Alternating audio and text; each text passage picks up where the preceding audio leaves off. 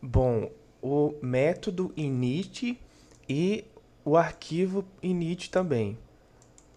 Init, se você olhar para o nome, já dá para perceber que é algo inicial, né? Eu vou tentar explicar aqui o mais detalhado possível. E como eu já avisei em outros vídeos, se você estiver achando um pouco demorado e tal, pode acelerar um pouquinho aí. Mas eu queria também que você prestasse bem atenção, porque eu gosto de explicar bem detalhado, né, sobre o que eu quero aqui propor.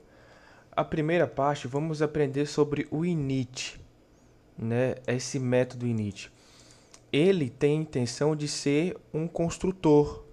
Se você já estudou aí linguagem de programação ou lógica de programação, você já ouviu falar do método construtor. Então, ele foi feito para ser o primeiro a ser chamado, logo depois de outro método que é o new, só que eu não vou entrar em ponto dele agora, mas dentro das funções, a primeira a ser chamado será init, né? E ele tem essa intenção de ser o construtor. Vamos dar um exemplo aqui, colocar class, ponto, vou botar pessoa, uma class sempre com a primeira letra maiúscula, e aqui ele já colocou aqui um exemplo, vou dar um tab aqui, de da pessoa idade. E aqui ele me dá também o nome e idade. O nome e idade, né? Qual é a estrutura? A estrutura dele é um def que vai definir uma função, o nome init com dois underlines aqui no início e no final do termo. Depois você abre e fecha chaves como fechar os parênteses aqui, né? Como se fosse como se fosse uma função comum, como se fosse uma função qualquer e com o método e com o termo self, né? E depois eu explico sobre o self, mas é necessário que em todas as funções você coloque o self. E aí você passa os parâmetros, nome e idade. Coisas importantes a ser entendidas sobre o método init. Primeiro que ele não tem retorno. Então não é possível você retornar dados, fazer um cálculo aqui de dados. A função principal dele é carregar atributos de uma classe. Então, quando você entende o conceito de programação orientada a objeto, você vai perceber a necessidade da classe do método inicial.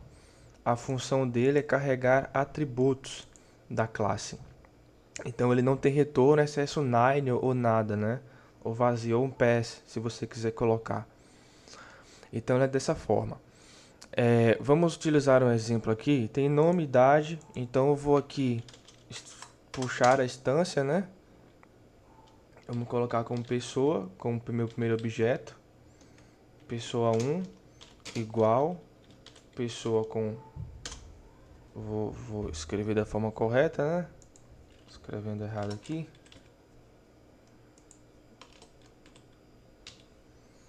E aqui você coloca os parâmetros. Você passa os parâmetros que você colocou lá, né?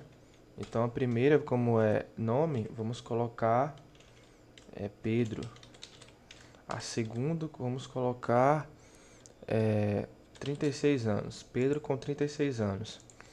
Depois eu copiar isso aqui, vamos criar outro objeto como pessoa 2 e vamos colocar aqui João. João tem 34 anos. Beleza. A partir disso aqui, você pode chamar o nome pessoa 1 nome e se você executar,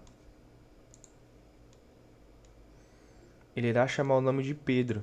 Ou seja, eu fiz a instância a uma pessoa e disse que eu quero o nome passado, que é esse aqui, que no caso eu referi a Pedro com 36 anos.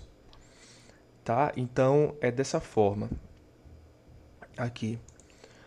Vamos aqui adicionar outra função. A função def. Vamos colocar carro. Olha só o que eu vou fazer aqui. Self. E vou passar só carro mesmo, só nada. Return carro Ford. Tá aqui, ó. E eu vou colocar aqui um espaço, vou colocar pessoa 1 ponto carro. Olha só. Vamos executar. Tá vendo? Pedro carro Ford. Por quê? Porque ele também pode ser chamado, apesar de eu ter parâmetros aqui, eu posso chamar essa função mesmo sem passar os parâmetros, porque aqui eu já passei na minha instância do método da classe, né? E aí eu criei o objeto e o objeto eu passei que era carro. E eu vou colocar o seguinte, ó. Eu vou dizer aqui que o carro Ford, eu vou dar uma vírgula aqui. Veja que eu coloquei o self lá, né? Vou tirar isso aqui. Veja que isso aqui pode ter retorno, tá vendo? Esse aqui não. E vou colocar aqui, vamos abrir chaves aqui, colocar um F. E aqui vou colocar self ponto nome. Carro Ford pertence a... Não sei se tem crase aqui, mas é isso aí. Pertence a, dá para entender. E aí eu vou executar. Carro Ford pertence a Pedro. Se eu pegar pessoa 2, objeto com pessoa 2.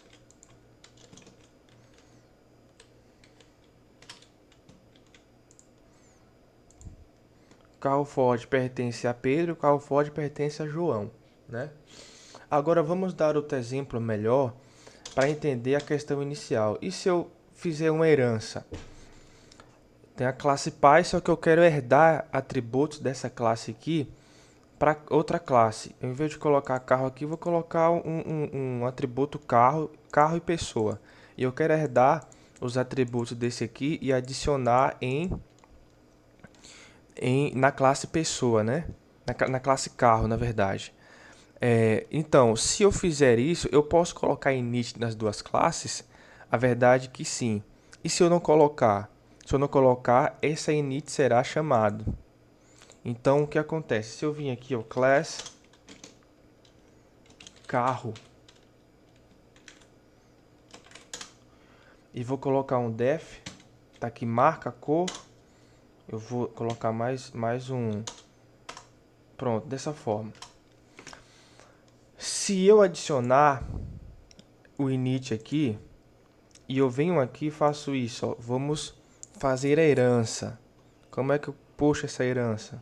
Colocando o nome aqui, ó, pessoa dessa classe. Então tá a classe pai e a classe filho. Só que aqui, vamos deletar, não vamos manter. Aqui, eu posso executar isso aqui, que essa init não vai ser chamada, apesar dele estar fazendo a herança. Exceto se eu colocar um super. Eu não vou explicar agora o que é o super, né? A função super, como ele já deu até um exemplo aqui, ó. E aí eu faço isso aqui. Depois eu vou explicar certinho sobre o super. Então você percebeu que ele vai chamar esse, exceto se eu fizer isso aqui. Então eu coloquei um super na minha herança e eu disse que era Pedro e com 36 anos. Entendeu? Então eu espero que vocês tenham entendido pelo menos essa parte aqui do início, né? Da classe inicial. E também o conceito de orientado a objeto. Que eu não expliquei, né? Obviamente. Mas para ficar mais um pouco claro, né? Essa questão do método construtor. Então aqui você tem Pedro tal, aqui 36 anos, E você faz todo o processo que você quiser depois, né? Da marca, a mesma coisa que eu fiz. Vamos lá. Essa foi a questão que você precisa entender, o básico ali sobre a init, o método init. Agora, o init.py, que é o arquivo, ele tem, obviamente, como se é init, uma função de inicializar. Só que de uma forma diferente. De que forma? Você percebeu que eu criei aqui pessoa, né? Tal, essa coisa toda. Mas vamos supor que isso aqui eu quero em um módulo dentro de uma aplicação. Então vamos colocar aqui new folder, botar módulo. E eu quero que o Python reconheça esse módulo aqui como um módulo mesmo. Então, para eu fazer com que ele reconheça, eu preciso desse init.py.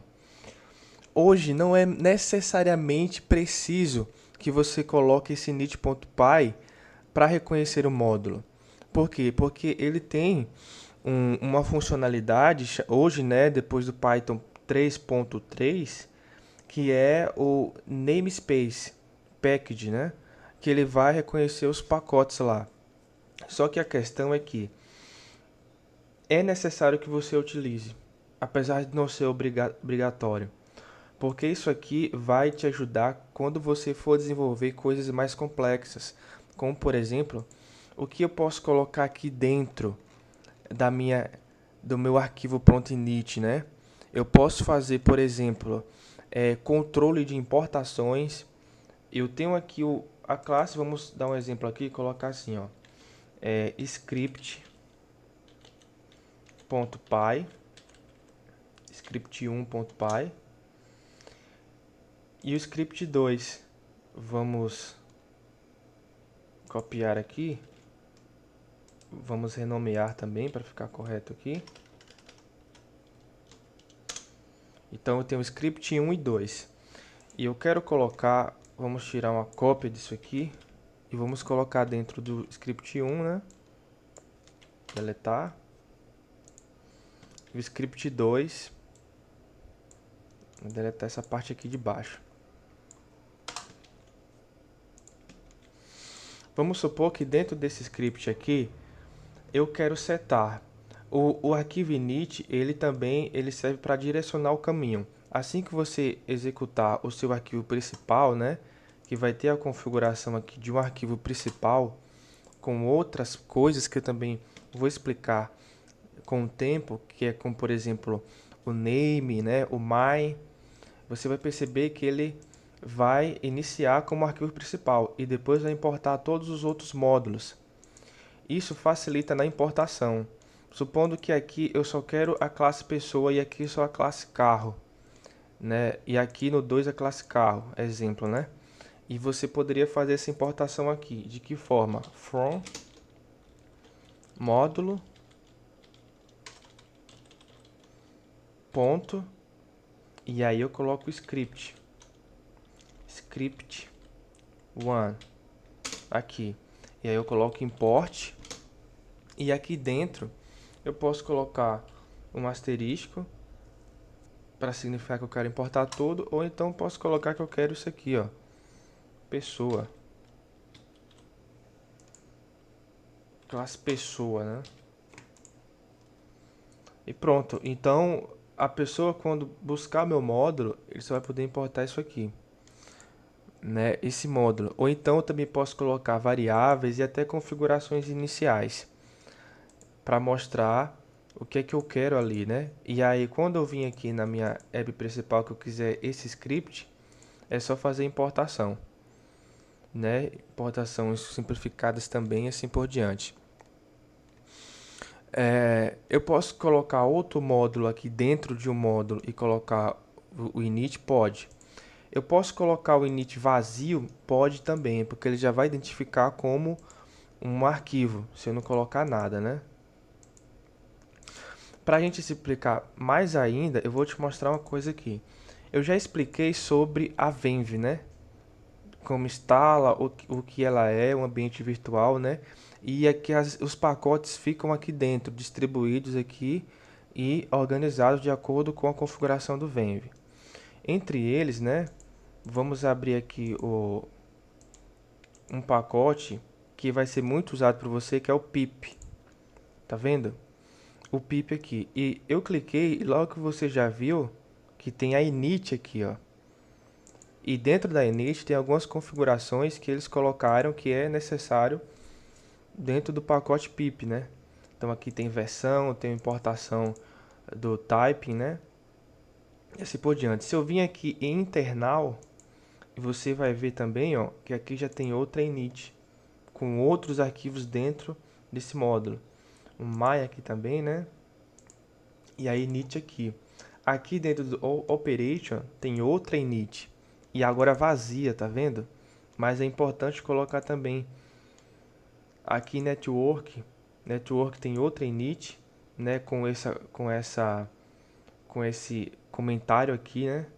Módulo, o modules na verdade, arquivos de modules, né? Tá aqui, ó. Também vazio. O metadata init aqui também, agora com centenas de configurações. Tá vendo? Sobre o que ele quer quando for iniciar aquele módulo ali, ó, falando, sei lá, com JSON aqui, com a base, né? E assim por diante. Então você percebeu que é uma configuração que você quer, tá importando o sys, o os, né? E aí por diante, ó. Aqui tá vendo, ó? Pip, from pip e tal, importação, e com esse termo aqui que você vai utilizar para importar. O typing lá, né, que a gente já viu do typing lá, e assim por diante. Importação simples com ponto. Então é dessa forma. É importante, absolutamente importante. Apesar de não ser obrigatório, se você realmente quiser uma aplicação bem estruturada, é importante que você utilize o init, né, para gerenciar seus módulos, né, seus pacotes que você desenvolver. Então, é isso aí. Na próxima a gente trabalha com mais assuntos interessantes.